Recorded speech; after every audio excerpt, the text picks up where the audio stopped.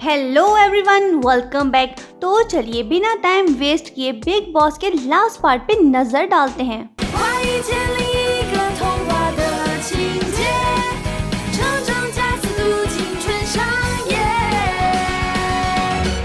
Daniel को जिस बात का डर था वही हुआ। मतलब कि जब रिजल्ट आता है तो येजी उसमें 100 नंबर पे आती है, यानी डैनियल के जाने के बाद उसकी पढ़ाई डिस्टर्ब हुई है। दोनों अब तक एक दूसरे से बात नहीं कर रहे हैं। जब येजी आके अपना रिजल्ट चेक करती है तो पहले उसकी नज़र डैनियल के रिजल्ट पे पड़ती है। वो क्लास में फर्स्ट आया है। वही मौजूद हुआंग ब्रदर्स कहते हैं, डैनियल तुम गद्दार हो, क्लास 1 में भी तुम फर्स्ट मत आना, हमारी क्लास की रेपुटेशन खराब मत करना। येजी को सैड देख के हुआंग ब्रदर्स उसे मोटिवेट करते हुए कहते हैं कि सुनो, सब के सब सेलिब्रेट करो, रिजल्ट जो भी हो हमारी बिग बॉस सिर्फ येजी है। सब चेयर अप करते हैं। येजी का मूड सही होने लगता है, वो भी खुश हो जाती है। पर कबाब में हड्डी यानी शिनिये वहीं आ टपकती है और वो येजी को निशाने पे लेके कहती है, तुम अच्छे नंबर्स पे आई हो, 100 नंबर पे ना। येजी जो पहले से डिप्रेस्ड है, वो शिनिये के मुंह नहीं लगना चाहती और ना ही उसे कोई जवाब देना चाहती है। वो जा रही होती है तो तभी दबंग स्टाइल में सुरेश और रमेश आते हैं मैदान में येजी को सपोर्ट करने। शिनिये बहुत कुछ कह जाती है। येजी माहौल को खराब नहीं करना चाहती और ना ही उससे बहस करना चाहती है। वो जाती है वहां से, पर तभी कोई उसका हाथ पकड़ लेता है। जब हम देखते हैं तो मालूम होता है कि ये तो आइडल है। वो येजी से कहता है कि देखो, मेरा रिजल्ट भी अच्छा नहीं आया, लेकिन फिर भी मैं सर उठा के घूम रहा हूँ। तुम स्ट्रेस मत लो, लोगों के फजूल बातों पे ध्यान मत दो। वहीं मौजूद शिनिये आइडल से कहती है कि अबे सुपरस्टार, क्या तुम चाहते हो कि पहले की तरह तुम्हारा कोई स्कैंडल बने जिससे तुम फेमस हो जाओ? आइडल जवाब देते हुए कहता है, अच्छा ये बात है, चलो फिर मैं अपना जलवा तुम्हें दिखाता हूँ, कौन मेरा परफॉर्मेंस देखना चाहता है। आइडल के ये लफ्ज सुन के उसके फैंस चीयर अप करने लगते हैं। शिनिये फिर भी बाज नहीं आती, वो आइडल से उलझ पड़ती है, लेकिन आइडल चुप नहीं रहता, वो भी उसे खूब बातें सुनाता है। बाद में वो येजी को वहां से ले जाता है क्योंकि शिनिये से बहस करने का कोई फायदा नहीं। उसके बाद हम आइडल और येजी को एक रेस्टोरेंट में देखते हैं। आइडल उसे थैंक्स बोलते हुए कहता है कि जब मैं डिप्रेस था तो तुमने आके मुझे बचाया था, तुम्हारी वजह से ही मैंने स्कूल को नहीं छोड़ा। ये बातें करने के बाद वो कुछ सोचता है, शायद वो येजी को प्रपोज करना चाहता है, पर उसे डर है कि कहीं येजी डैनियल से तो प्यार नहीं करती। जब वो हिम्मत करके कुछ कहने ही वाला होता है तो तभी येजी उसे कहती है, कोई बात नहीं, हम फ्रेंड्स हैं ना, हम एक दूसरे को सपोर्ट करते रहेंगे। आइडल भी समझ आता है कि येजी के दिल में डैनियल है, उसके जाने के बाद ही येजी डिप्रेस हुई है। दोनों बहुत सी बातें करते हैं और प्रॉमिस करते हैं कि हम हमेशा फ्रेंड्स रहेंगे। येजी उसे कहती है, मैं सिली हूँ, चाइल्डिश हूँ, इसलिए मैं चाहती हूँ कि मैं खुद को चेंज करूँ, मैच्योर बनूँ। आइडल कहता है कि तुम सिली नहीं हो, तुम जैसी हो वैसे ही रहो। यहाँ एक बात क्लियर हो जाती है कि येजी के दिल में आइडल नहीं बल्कि डैनियल है। नेक्स्ट डे स्कूल में सब क्लासमेट्स जमा होते हैं और सोच में पड़ जाते हैं कि अब हम क्या करें, जिस वजह से येजी पहले की तरह खुश दिखाई दे। डैनियल के जाने के बाद वो उदास रहने लगी है।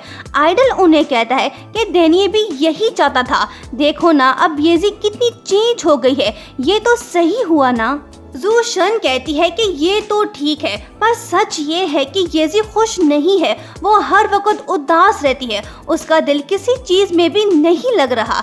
एक ही रास्ता है, हमें येजी और डैनियल दोनों को फिर से फ्रेंड बनाना होगा, इससे शायद येजी सैडनेस से निकल पाए। सब फ्रेंड्स कहते हैं कि दोनों खुद तो कभी एक दूसरे से बात नहीं करेंगे, हमें ही कुछ करना पड़ेगा। आप सबको शाहरुख खान का फिल्म मैं हूं ना तो याद होगा। यहाँ भी वही सिचुएशन है, क्योंकि येजी और डैनियल को फ्रेंड बनाना ऐसे ही है जैसे इंडिया और पाकिस्तान को एक दूसरे का फ्रेंड बनाना। शाहरुख खान ने मिशन मिलाप तो पूरा कर दिया था, देखना ये होगा क्या सब क्लासमेट्स इस मिशन मिलाप में कामयाब होंगे या नहीं। बहरहाल सब के सब एग्री करते हैं कि अब हम येजी और डैनियल को एक दूसरे से मिला के ही दम लेंगे।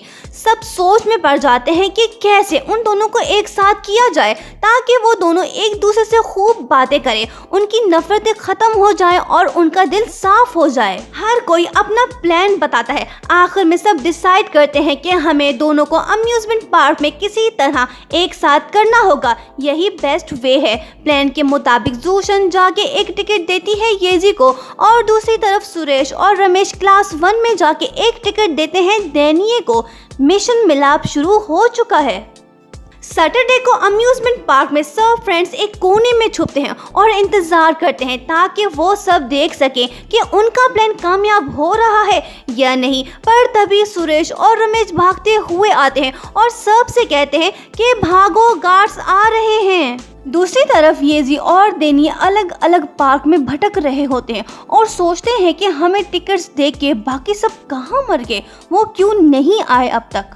पर तभी गार्ड्स की नजर पड़ती है येजी पे, जिसके बाद हम देखते हैं कि येजी खुद को बचाने की कोशिश करती है। इससे पहले कि गार्ड्स येजी को पकड़ लेते, डेनी वहां पहुंच जाता है और गार्ड्स के सर पे डंडा दे मारता है। डेनी येजी से पूछता है कि तुम इतनी रात को यहाँ क्या कर रही हो। येजी भी यही सोचती है डेनी के बारे में। गार्ड्स उन दोनों को पकड़ के सिक्योरिटी रूम ले जाते हैं। पहले तो दोनों ऑफिसर एग्री करते हैं कि इनको हम जाने नहीं देंगे, पर बाद में मामला 50-50 हो जाता है। एक गार्ड उनके हक में हो जाता है और दूसरा उनके अगेंस्ट। येजी और डेनी को पकड़ने वाले खुद लड़ पड़ते हैं। दोनों उनकी लड़ाई को रोकते हैं और उनकी सुलह कराते हैं, क्योंकि दोनों गार्ड्स बचपन से अच्छे फ्रेंड्स हैं। बाद में खुश हो के गार्ड्स येजी और डेनी को छोड़ देते हैं। दूसरी तरफ क्लासमेट सोचते हैं कि टाइम बहुत हो गया, कहीं हम सब उन दोनों को मिलाने के चक्कर में सर्दी से ना मर जाएं। दूसरी तरफ येजी और डेनी दोनों चुप हैं, दोनों एक दूसरे से बात नहीं कर रहे हैं। काफ़ी देर ये सिलसिला चलता है। बिल आखिर डेनी येजी से कहता है कि याद करो वो दिन जब तुमने कहा था कि हम हाइड एंड सीक गेम खेलें, पर उस दिन मैंने तुम्हें इग्नोर किया था। मैं आज तक इस वजह से खुद को दोषी समझता हूँ। यही रीज़न था कि मैंने एक एग्ज़ाम मिस किया ताकि मैं तुम्हारे साथ एक ही क्लास में पढ़ सकूँ, क्योंकि मुझे तुम्हारी बहुत फिक्र रहती थी। जिस डॉग की वजह से तुमने मुझसे फाइट की थी, उस डॉग को मैंने अपने घर पे रखा था, उसे मैंने एनिमल शेल्टर नहीं भेजा था। मैं तुम्हें अपनी दादी की मौत का जिम्मेदार नहीं समझता हूँ, तुम उनसे बहुत प्यार करती थी। डेनी का सब सच बताने के बाद हम देखते हैं कि येजी शॉक्ड सी हो जाती है, क्योंकि उसे ये सब बातें पता नहीं थी। अब उसे एहसास हो रहा है कि वो खामखा डेनी से नफरत करती रही। येजी उसे कहती है, तुम पागल हो, तुमने मुझे ये बातें क्यों नहीं बताई? तुम खुद को क्या सुपरमैन समझते हो? क्या मैं माइंड रीडर हूँ? अगर तुम नहीं बताते तो मुझे कैसे पता चलती ये बातें? डेनी ये कहता है, ओके मैं तुमसे बहस नहीं करना चाहता, भूल जाओ जो मैंने तुम्हें बताया है। येजी डेनी का शर्ट पकड़ के कहती है कि तुम इडियट हो, अगर आज के बाद तुमने मुझसे कुछ छुपाया तो ठीक नहीं होगा। कोई भी बात हो, अच्छी या बुरी, तुम मुझे वो ज़रूर बताओगे। येजी थोड़ा इमोशनल हो जाती है और डेनी से कहती है, मेरी बात माना करो क्योंकि मैं तुम्हारी बिग बॉस हूँ, समझे ना? डेनी जवाब में कहता है, मैं समझ गया बिग बॉस। बिल आखिर काफ़ी सालों बाद दोनों की नफरतें ख़त्म होती हैं। आज प्रूफ हो गया कि दोनों ही एक दूसरे से सच्चा प्यार करते हैं। सब फ्रेंड्स वहां पहुंच जाते हैं उन दोनों का रोमांटिक मोमेंट खराब करने। मिशन मिलाप सक्सेसफुल हो गया है। येजी और डेनी फिर से फ्रेंड्स बन चुके हैं। सब के सब खुश हैं। फ्रेंड्स डेनी को एडवाइस देते हैं कि तुम वापस आ जाओ क्लास 10 में, पर डेनी कहता है कि अब ऐसा मुमकिन नहीं, क्योंकि सारी फॉर्मेलिटीज पूरी हो गई हैं। नेक्स्ट डे स्कूल में शुनिए को हम रोते हुए देखते हैं। उसका दिल टूट चुका है। वो किस लिए इतने आंसू बहा रही है, ये हमें जल्दी ही मालूम हो जाएगा। दूसरी तरफ येजी, डेनी और सब क्लासमेट्स जमा होते हैं। वो भागते हैं क्योंकि वो कलरफुल रनिंग फेस्टिवल, जिसे हम होली भी कह सकते हैं, सब वो सेलिब्रेट करते हैं। शाम को सागर किनारे हम डेनी और येजी को एक साथ बैठते देखते हैं। येजी अब पहले की तरह खुश रहने लगी है। डेनी यही चाहता था। कुछ टाइम बाद एक दिन जब येजी क्लास में बैठी होती है तो वो किसी की आवाज़ सुनती है। ये कोई और नहीं बल्कि डेनिये है। टीचर उससे पूछता है कि तुम यहाँ क्यों आए हो। डेनिये कहता है कि मैंने ट्रांसफरिंग एग्जाम के वक्त एक कोर्स मिस कर दिया था, मतलब कि डेनिये क्लास 10 में वापस आ गया है। येजी ये सब सुन के हैरान होती है क्योंकि एक बार फिर से डेनी ने उसके लिए एक कोर्स मिस किया ताकि वो येजी के साथ पढ़ सके, और यहीं पे इस बेहतरीन ड्रामा को एंड कर दिया जाता है।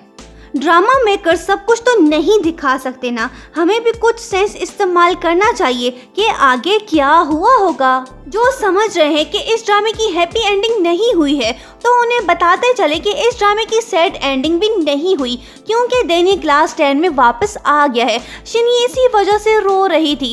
इस ड्रामे का 3rd सीजन अब तक रिलीज नहीं हुआ। हम कह सकते हैं कि येजी और डेनी की लव स्टोरी कंप्लीट हुई होगी।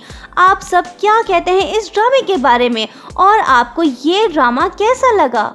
इस ड्रामे में सबसे अच्छी एक्टिंग जिसने की है वो कोई और नहीं, हमारी बिग बॉस एलेनर ली यानी येजी है। उसने अपनी नेचुरल एक्टिंग से इस ड्रामे को हमेशा के लिए यादगार बना दिया।